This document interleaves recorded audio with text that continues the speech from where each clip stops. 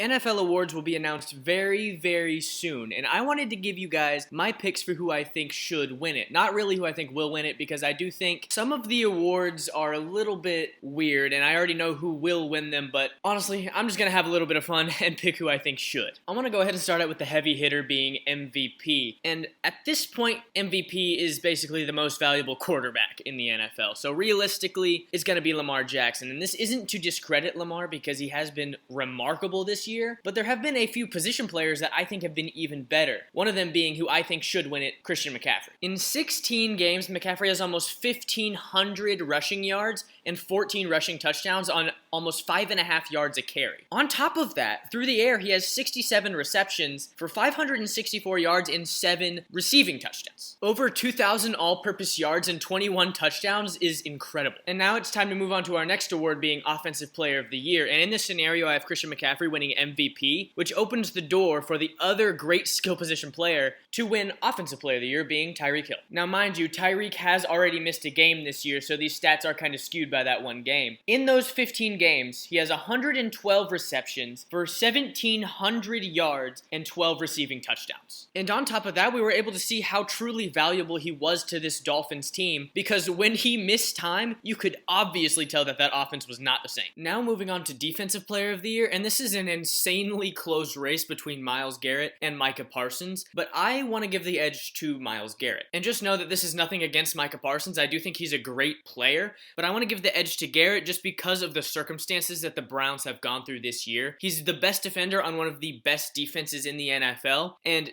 for most of the year, they've had mediocre quarterback play until Joe Flacco stepped in. This year, Garrett has secured himself 14 sacks, 4 forced fumbles, a fumble recovery, and a blocked kick. Now moving on to Offensive Rookie of the Year, and I was really between Puka Nacua and CJ Stroud, and it might have been a closer race than you would have thought, but ultimately, I ended up with CJ Stroud. This Texans team was not supposed to be as good as they have been, but largely thanks to Stroud and DeMeco Ryans, they've been insanely good, giving the Jaguars a run for their money in the AFC South. And he is by far the best quarterback in this draft class to this point. You know, obviously, the other two first-round quarterbacks have had some weird circumstances. This season, he's had 3,844 passing yards, 21 touchdowns to just 5 interceptions, as well as 3 touchdowns on the ground. And mind you, he's missed 2 games. Now moving on to Defensive Rookie of the Year, and honestly, I couldn't really find a runaway favorite. Like, there were a few decent rookies, but ultimately I ended up with Devin Witherspoon. This season, Witherspoon has had 16 passes defended, which is 5th in the NFL, 1 interception, which he took back for a touchdown, 1 forced fumble, and 3 sacks